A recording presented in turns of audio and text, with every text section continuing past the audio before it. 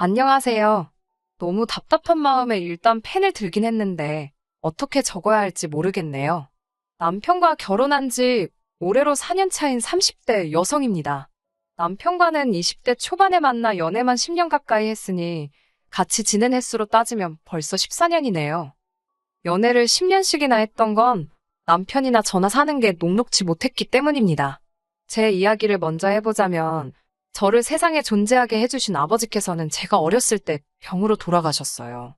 이후로 어머니와 단둘이 살았는데 어머니께서 고생을 많이 하셨지요. 그래서 어머니께서 새아버지와 재혼을 하신다 했을 때 싫다고 할 수가 없었습니다. 새아버지는 어머니께는 좋으신 분이셨던 것 같아요. 재혼 후 어머니께서 웃으시는 날이 많아졌으니까요. 하지만 새아버지께선 저에게 곁을 내주지 않으셨고 어머니는 그걸 눈치채지 못하셨던 것 같습니다. 10대에 제가 할 수 있는 거라곤 그저 새아버지 눈밖에 나지 않도록 있는 듯 없는 듯 조용히 지내는 것 뿐이었네요. 지금도 마음의 상처로 남은 일 중 하나는 제가 고등학교 3학년이 되었을 때 있었던 일입니다. 제 대학교 진학 상담을 위해 어머니께서 학교에 왔다 가신 날이었지요. 학교를 마치고 집에 오니 어머니께서 저더러 이야기를 좀 하자고 하시더라고요. 그러더니 저더러 대학은 가지 말라셨습니다. 제가 대학에 가겠다고 고집을 부린다면 새아버지가 안 된다고 할 사람은 아니라고 하시면서도 당신 입장을 생각해달라며 어머니께서 덧붙이시기를 제가 사람이면 염치가 있을 거 아니냐 그러셨지요. 그런 어머니에게 제가 기대할 수 있는 게 뭐가 있었겠어요? 결국 저는 고등학교를 졸업한 뒤 집에서 나와 지방에 있는 공장에 취직을 했습니다. 기숙사도 제공이 된다 하여 묻지도 따지지도 않고 갔어요. 그리고 그곳에서 남편을 만났습니다. 남편 역시 저 못지않게 힘든 시절을 견뎌왔더라고요. 하루는 같이 일하는 사람들끼리 술이나 한잔 하자며 근처 호프집을 갔는데 저만큼이나 어린 사람이 있더라고요. 남편이었어요. 남편이 저더러 먼저 어디서 왔냐, 일하는 건 어떠냐며 질문을 쏟아내더라고요. 그러더니 저는 묻지도 않았는데 자기 얘기를 해대기 시작했습니다. 이 사람도 어지간히 말할 상대가 그리웠나 보다 싶어서 그 심정을 모르는 바도 아니었으니 들어줬는데 참 불쌍하더라고요. 이제 저도 겪어봐서 알지만 저희 아버님은 돈 버는 데는 관심이 전혀 없으십니다. 평생을 그렇게 되는 대로 벌어서 되는 대로 쓰시며 사셨다고요. 그렇다 보니 어머님께선 아버님이 아닌 아들에게 크게 의지를 하셨던 모양이에요. 남편이 대학 합격 소식을 전한 날도 축하한단 말은커녕 너가 서울 가고 나면 나는 여기서 네 동생하고 어떻게 사냐 그러시더랍니다. 그리고는 어찌나 서럽게 우시던지 차마 학교 간다 소리를 2번은 입에 담을 수 없었다고요. 그러다 이 공장에 오게 되었다며 그래도 여기가 서울보다는 자기 고향에서 가깝기도 하고 어쨌든 돈을 쓰는 데가 아니라 버는 데라 그런지 어머님께서 별소리 안 하고 보내주셨다고 웃으며 이야기를 하는데 그 속이 말이 아니겠다 싶대요. 서로가 아무래도 어려운 환경에서 자랐다는 아픔이 있어서인지 말도 잘 통하고 같이 있으면 편안함까지 느껴졌어요. 하지만 얼마 지나지 않아서 남편은 군대에 갔습니다. 사귀는 사이는 아니었지만 남편은 휴가만 나왔다 하면 저에게 연락을 해왔고 어느 순간 보니 제가 면회를 가고 있더라고요. 그렇게 저희는 누가 먼저 사귀자 할 것 없이 연인 사이가 되었고 이후로 10년이란 세월을 함께 하게 되었습니다. 남편이 전역했을 때 저는 공장에서 작은 무역회사로 이직을 한 상황이었어요. 남편 역시 공장으로 돌아가는 대신 군대 선임의 사업을 도우며 배우기 시작했고요. 그렇게 1년하고도 얼마간의 시간이 흐른 어느 날 남편이 이제 자기도 남의 밑에서 일할 게 아니라 자기 사업을 차려야겠답니다. 다보는 있냐고 조심스레 물으니 시댁에 생활비를 보내는 와중에도 꾸준히 모아왔다며 3천이나 가지고 있더라니까요. 문제는 3천만 원은 분명히 적은 돈은 아니었지만 사업을 하기에는 한참 부족했다는 겁니다. 사업을 시작한 지 얼마 되지 않아 남편도 저도 그 사실을 깨달았고 특히 남편은 어떻게든 돈을 좀 융통해보려고 밤낮으로 뛰어다녔지요.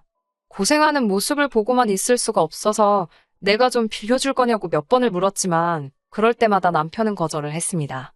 자존심이 상한다며 사랑하는 여자 돈까지 가져다 쓸 수는 없다면서 말이에요. 하지만 저 역시 그냥 주는 게 아니고 이자까지 받는 조건으로 빌려가라며 남편을 달랬습니다. 그리고 다행히 남편의 사업은 조금씩 안정되기 시작했고 시작한 지 2년이 지나가면서는 그럴듯한 성과까지 내기 시작했네요. 사업이 중박을 치기 시작한 이후로는 저 역시 다니던 회사에서 나와 남편의 사업을 돕기 시작했습니다. 남편의 사업이 무엇인지 여기서 밝힐 수는 없지만 저희는 중국과 일본에도 수출을 하기 시작했는데 이 무렵에는 제가 무역회사에서 일한 경험이 많은 도움이 되었지요. 이후로 사업은 점점 승승장구하여 남편은 남편대로 저는 저대로 집도 하나씩 갖게 되었습니다. 참고로 여기는 지방이라 서울만큼 집값이 비싸지 않아요. 아무튼 소위 집주인이 되고 나니까 남편도 저도 비로소 숨통이 트이는 것 같았습니다. 그리고는 본격적으로 결혼 준비를 시작했네요. 하지만 저는 예상치 못한 일을 겪게 되었습니다. 사실 사귀는 동안 남편이 내켜하질 않아서 어머님 아버님을 한 번도 뵌 적이 없어요. 그렇기에 결혼 준비를 시작하면서야 처음으로 인사를 드리러 가게 되었는데 시부모님 중 특히 어머님께서 노골적으로 못마땅한 기색을 내비치셨습니다. 이제 당신 아들이 돈 좀 벌어다 주는데 그걸 제가 채간다는 식으로 말이지요. 게다가 며칠 뒤 어머님께서 남편에게 보냈던 문자들을 보고는 저는 정말이지 할 말을 잃고 말았습니다. 어머님께선 남편더러 사업만 더 잘 되면 저하고는 비교도 안 될 괜찮은 여자들이 줄을 설 거라며 못하러 결혼을 서두르냐고 10년을 만났다면서 지겹지도 않냐. 혹시 제가 남편더러 책임지라고 매달린 거냐. 심지어 저희 둘이 10년을 사귀었는데 애도 안 생긴 거 보면 저한테 문제가 있을지도 모른다는 그야말로 막말을 한 보따리 적어보내셨더라고요. 솔직히 그 문자들을 읽는데 손발이 다 벌벌 떨렸습니다. 심장이 당장이라도 터질 것 같이 빠르게 뛰었고 어이가 없다는 게 이런 거구나. 그럼에도 불구하고 남편을 추궁하지 않았던 이유는 딱 하나. 그 문자마다 남편이 어머님께 이딴 말씀하실 거면 서로 연락하지 말고 지내자며 쏘아붙였더라고요. 어머님께서 함부로 뭐라고 하실 여자가 아니라고요. 만약에 남편이 조금이라도 어머님의 말씀에 수긍하는 것 같았다면 10년 세월이 아까웠을지언정 결혼은 하지 않았을 겁니다. 아무튼 그때 저는 어찌됐건 제가 어머님 아버님을 모시고 살 것도 아닌데 남편 하나만 제대로 제 편이면 된다고 믿었습니다. 한편 결혼을 앞두고 저 역시 친정 어머니께 연락을 드렸습니다. 결혼할 남자가 생겼으니 소개해드리고 싶다고요. 솔직히 말하면 제가 정말 원했다기보다는 비록 남편이 제 사정을 다 알고 있다고는 해도 형식적인 건 하는 게 좋겠다 싶어서 꺼낸 얘기였지요. 아니나 다를까 친정어머니께서는 저희가 집으로 가는 건 곤란해하셨기에 밖에서 만나게 되었습니다. 뭐하는 남자냐고 묻기에 공장에 다닌다고 적당히 둘러대니 그러냐며 더 묻지도 않으시대요.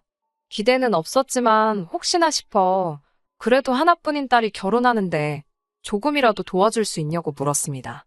만약 친정어머니가 단돈 얼마라도 도와주신다 했다면 저는 어머니를 용서했을지도 모르겠어요. 하지만 어머니께서는 너야말로 시집가면서 하나뿐인 친정엄마한테 키워줘서 감사하다고 제대로 인사라도 해야 하는 거 아니냐입니다. 그이한테도 그렇고 라며 말끝을 흐리는데 그 소리를 들으니 헛웃음이 나오더라고요. 양가 부모님으로부터 제대로 된 축복도 받지 못했지만 그래도 저희는 부부의 연을 맺었습니다. 그리고 저희는 계획과 달리 제 명의의 집에서 살림을 차리게 되었어요. 어디서부터 설명을 해야 할지 이게 조금 복잡한데 일단 남편의 자취방 계약은 끝났는데 들어가게 된 아파트의 인테리어 공사가 늦어지면서 남편이 있을 곳이 마땅치 않아졌습니다. 어쩔 수 없이 공실이던 제 명의의 집에서 남편이 임시로 며칠만 지내기로 했는데 그게 화근이었어요. 신혼여행을 마치고 시댁에 인사를 드리러 들린 저희에게 어머님께서 다짜고짜 하소연을 하시더군요. 항상 월세를 전전하며 집주인 눈치만 살피며 살았다며 한 번만 편하게 살아봤으면 좋겠다고요. 전 솔직히 처음에 어머님이 무슨 이야기를 하시는지 제대로 알아듣지도 못했습니다. 그런데 어머님께선 시동생 이야기를 꺼내셨어요. 시동생은 한쪽 다리가 불편한데 그래서 계단 이용이 쉽지는 않아요. 어머님께선 그런 시동생이 불쌍하지도 않냐며 아파트엔 엘리베이터도 있으니 시동생이 출퇴근하기도 좋고 뭐 그 밖에도 별의별 이유를 갖다 대셨는데 그러니까 결론은 저희 아파트에 어머님 아버님과 시동생이 들어가 살겠다는 거더라고요. 황당해서 남편을 쳐다봤더니 남편이 난처한 표정을 짓고 있었습니다. 평소 성격이라면 좋다 싫다 벌써 대답이 나오고도 남았을 시간이었는데 남편이 엄청나게 갈등 중이라는 걸 알 수 있었지요. 사실 남편도 처음 집 계약을 했을 때 평생 집주인 눈치 안 보고 사는 게 꿈이었다며 엄청나게 기뻐했었거든요. 그러니 어머님이 어떤 심정이신지 이해가 되었을 거고 차마 모진 소리를 할 수가 없었던 모양이에요. 그리고 결국 남편이 저에게 부탁을 해왔습니다. 시동생이 장가갈 때까지만 저 세 사람 아파트에서 한번 살아보게 해주자고요. 솔직히 말하면 내키지는 않았지만 명의를 바꿔주자는 것도 아니었고 그렇다고 저희가 아예 갈 곳이 없는 것도 아니었으니 알겠다 했습니다. 그런데 어머님이 아니 시동생이 이렇게 저희 뒤통수를 칠 줄은 상상도 못했네요. 지금으로부터 딱 2년 전입니다.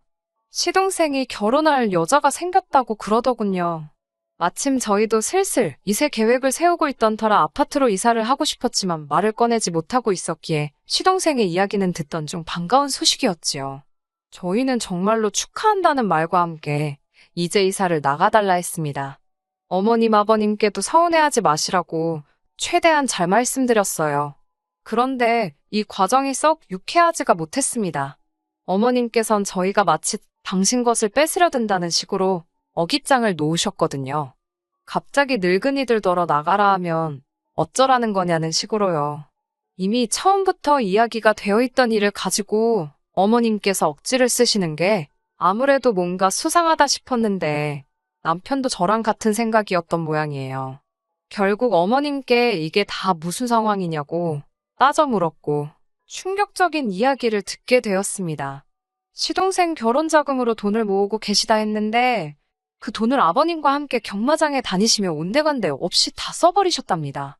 말씀으로는 한몫 단단히 챙겨서 저희도 주려고 하셨다는데 그 속마음을 누가 알 것이며 시동생은 시동생대로 자기가 몸도 불편한데 땡전 한 푼도 없는 걸 알면 누가 자기한테 시집을 오겠냐고 제발 이 집에서 살게 해달라고 저희한테 매달리더군요.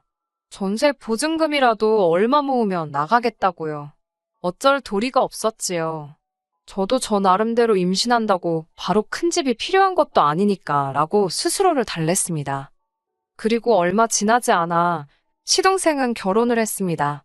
동서는 제가 많이 겪어보질 않아서 어떤 사람이라고 말하기는 어렵습니다만 자기 할 말은 똑부러지게 하는 스타일 같더라고요.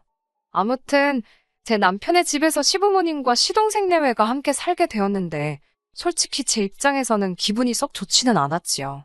저희가 신혼살림을 차리려고 인테리어까지 싹 다 해놨던 집인데 하루도 못 살아봤으니 아쉽기도 했고. 아무튼 동서로부터 이따금씩 전화가 왔는데 내용의 대부분은 시부모님과 함께 사는 게 힘들다는 거였습니다. 두 분 성격이야. 특히나 어머님의 성격이야. 저도 어느 정도 겪은 바가 있으니 동서가 속상해하는 게 남의 일만 같지는 않더라고요. 그럴 때마다 같은 며느리의 입장이자 언니의 마음으로 많이는 아니어도 얼마씩 보내줬습니다. 나가서 기분이라도 좀 풀라고요. 그리고 지난달 다시 한번 동서에게 전화가 왔습니다. 이번에도 비슷한 이야기겠거니 하고 받았는데 전에 없이 목소리에 날이 서 있더라고요. 무슨 일이냐고 물으니 이유는 알 것 없다며 저나 자기나 똑같은 며느리인데 왜 자기만 이렇게 시부모님을 모시고 살아야 되냐며 따지고 들더라고요. 하물며 자기는 맏며느리도 아닌데 왜 자기가 맏며느리 노릇을 하고 있는 거냐고요. 황당하고 어이가 없어서 제가 동서에게 내가 한 달에 어머님께 생활비 100만 원씩 드리고 있는데 동서가 무슨 맞이 노릇을 하냐고 물었습니다. 그러자 그래도 집에서 같이 살면서 직접적으로 수발드는 건 자기라네요. 저는 돈만 보내는 거 아니냐며 그건 성의가 하나도 없다고 이제 저더러 시부모님을 모시고 가라 했습니다. 자기도 좀 신혼집에서 신혼답게 살아봐야겠다나요. 뭔가 쎄한 느낌이 들더군요. 혹시나 싶어 제가 동서에게 지금 무슨 소리를 하는 거냐고. 그 집은 내 남편 명의의 집이고 지금 시부모님과 동서네가 내 남편 집에 공짜로 들어와 살고 있는 거라 알려줬습니다. 그러자 동서가 그게 다 무슨 소리냐며 시동생이 지금 사는 아파트가 시동생 거라고 했다네요. 그래서 자기가 혼수도 다 해오고 예단으로 어머님께 3천이나 드렸다면서 제가 뭔가 잘못 알고 있는 거랍니다. 어이가 없었지만 혹시나 싶어서 남편에게 전화를 걸었어요. 남편에게 혹시 나랑 상의 없이 아파트 명의를 시동생한테 돌렸냐니까 오히려 저더러 미쳤냐고 묻더라고요. 저는 남편에게 방금 동서가 했던 이야기를 그대로 전했습니다. 그러자 남편이 혼잣말처럼 쌍욕을 내뱉더니 지금 시댁으로 오라더군요. 자기도 그쪽으로 간다면서요. 그렇게 시댁에 도착하니 그 집도 이미 난리가 났더라고요. 벌써 동서가 시동생에게 따지고 들었던 거겠지요. 시동생은 저희를 보자마자 무슨 말 같지도 않은 소리를 하면서 특히 저한테 왜 없는 소리를 하냐고 따지고 들더라고요.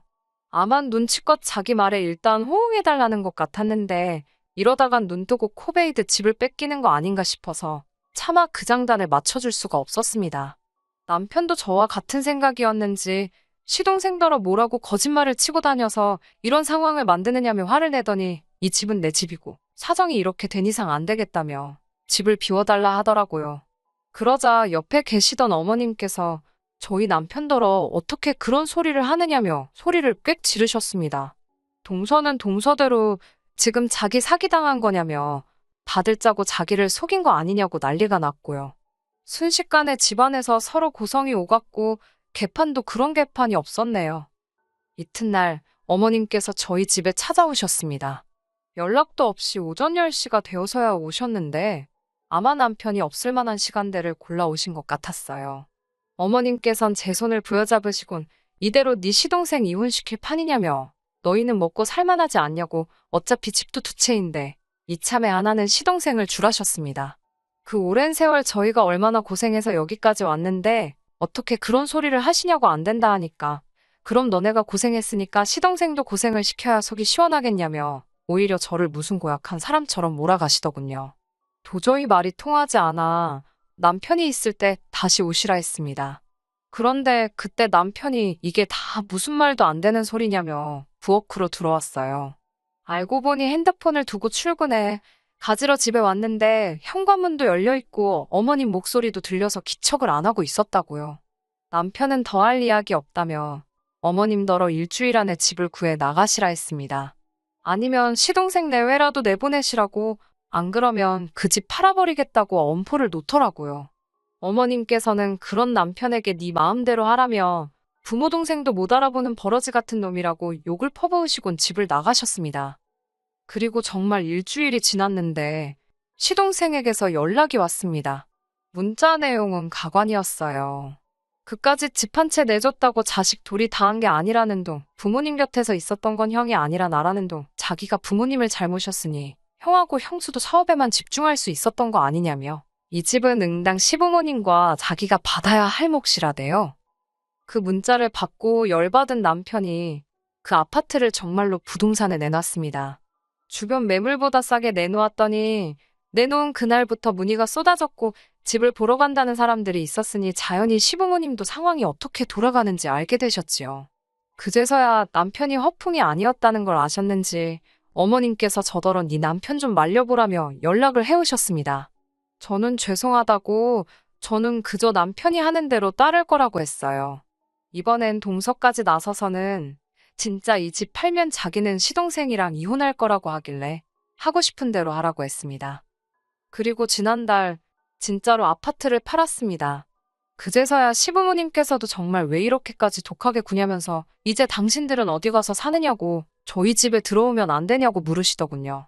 남편은 그런 어머님의 제안을 싫다는 한마디로 단칼에 거절하곤 자기는 지난 10몇 년이 넘는 세월 동안 자식돌이 충분히 한 것 같다며 이젠 그만두겠다 덧붙이대요. 옆에서 보고 있는 제가 다 민망하리만치 조금의 여지도 주지 않더라니까요. 그리고 현재 동서는 일단 본인 친정에 갔고 시부모님과 시동생은 조금 떨어진 동네에 있는 오래된 빌라에 들어갔습니다. 보아하니 시동생이 대출을 받은 것 같던데 자세히는 저도 모르겠네요. 관심을 안 가지려고 노력 중이거든요. 남편은 자기가 머리가 어떻게 되지 않는 한 더 이상 시부모님과 연락을 주고받으며 살 일은 없을 것 같다고 합니다. 어머님께서 남편이 그동안 해온 노력이나 고생에 대해선 한 번도 수고했단 말씀도 하지 않으셨으면서 시동생이 조금이라도 고생하게 될까봐 벌벌 떠시는 모습에 남편이 상처를 많이 받은 것 같아요. 솔직히 부모 자식 사이가 천륜인데 언젠간 또 보고 싶어지는 날이 오지 않을까 그런 생각도 들어요. 하지만 제가 나서지는 않으려고요. 저나 남편이나 오랜 시간 힘든 길을 걸어온 만큼 당분간은 누구의 방해도 받지 않고 지금 이 행복만 즐겨볼 생각입니다. 끝까지 들어주셔서 감사합니다. 오늘의 사연은 여기까지입니다. 구독과 좋아요, 알람 설정 부탁드리고 더 좋은 사연으로 다시 찾아뵙겠습니다. 감사합니다.